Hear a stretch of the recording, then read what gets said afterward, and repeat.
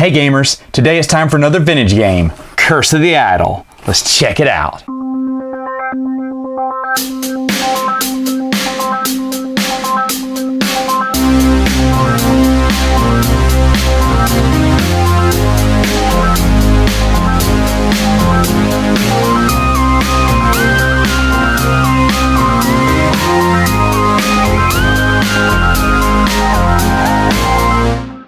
Setup for this game is not very easy at all. It looks beautiful when it's all set up. Looks like a beautiful temple here. But these little brackets are hard to fit in. The little cardboard walls are hard to fit in. Putting the brackets, some of these brackets in. As you see, some of these I can't even get them to fit in there. And I've been working on them for a good few minutes now.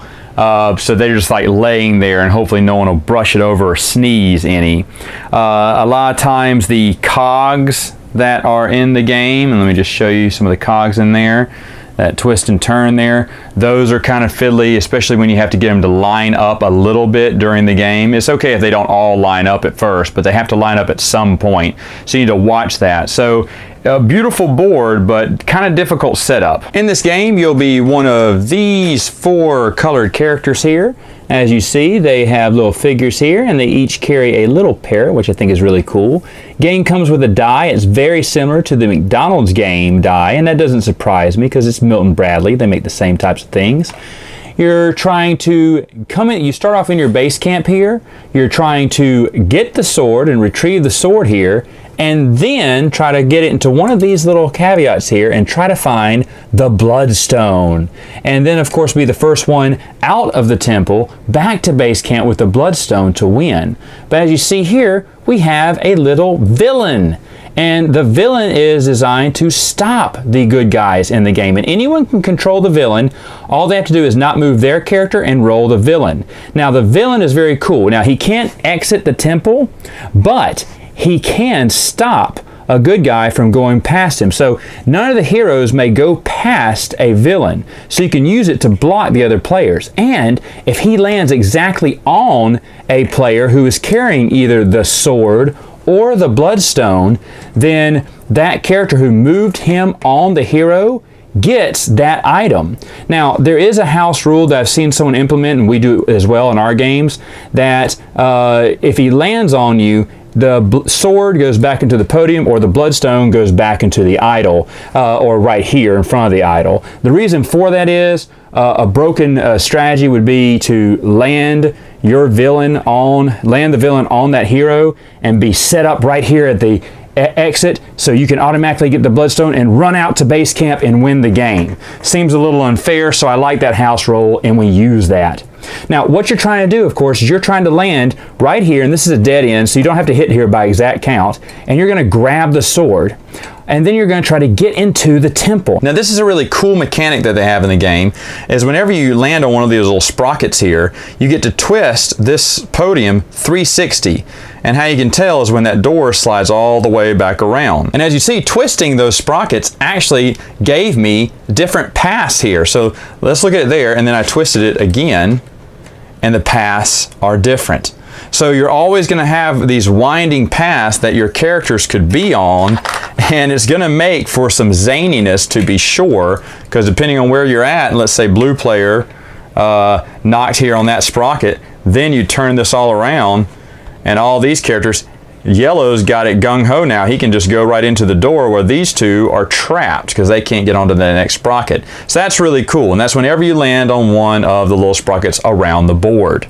Now, to get through this door, of course, you have to possess the sword, and once you get here, you can twist yourself around, and you'll be on the inside of the temple now. But you have to watch out, because another player could come on the outside and land there and move you back around to the out. Now that's kind of funny, and I love how it works, but it can get kind of tedious because a lot of players will keep doing that and keep bouncing each other in and out of the revolving door. So another house rule that I've seen that I like is that once you get twisted into the temple, you get to move onto that next space for free.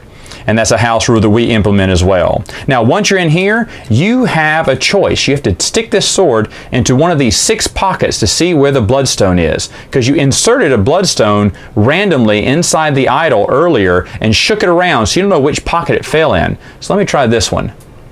Nope, that's not it. So if I get one that's wrong, what happens is my guy goes to one of these little pit of bones. Outside the temple, he has to come right back in and try it again. The sword magically appears back on the podium for another player to attempt to get the sword and try to enter the temple, and then they get to choose, and they choose this one. Oh, and I got it right. And as you saw, out comes the bloodstone. So there's the bloodstone there. It's actually a nice looking gem there.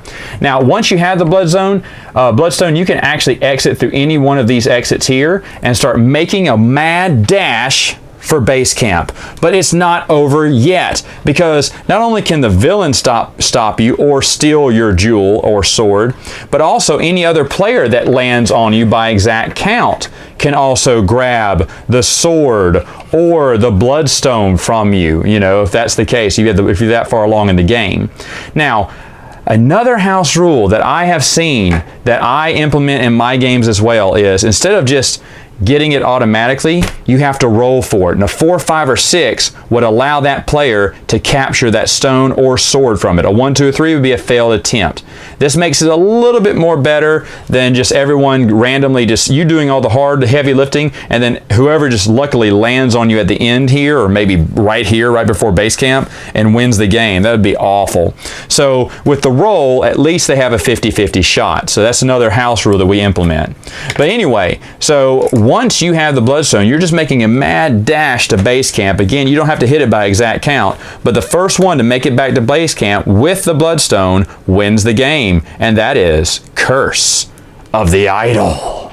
Final thoughts. What do I think about the game? Well, I have seen this game. I've had my eye on it for a little bit over a year now, and I didn't know anything about it. There were literally no reviews online about this game. And then finally, I saw someone from Down from the Attic is his little show. Great YouTube channel.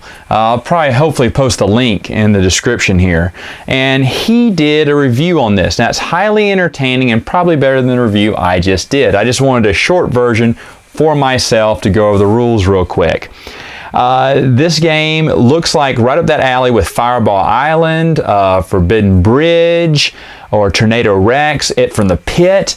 And I was like, ooh, do I really need another one of these? And the answer was yes. I like the little mechanism that twists and goes around. And even though it is a little fiddly to put together, that's probably one of my only cons. Now, all my rule changes, the house rules, come from the guy from Down from the Attic. I don't think he's ever said his name. Or if so, I didn't pay attention. Is it worth the 60 to 80 bucks that they're trying to sell it for online? Absolutely not. Is this game worth 40 to 60 bucks? No, it's worth 20 to me. So if you find it at a flea market or a garage sale for really cheap, you can pick it up. It's not something you must have, even though it does look mighty nice. It's going to go great with the rest of my Milton Bradley adventure collection, as I call it. All right, gamers, that's all I have for you now. Until next time, game on.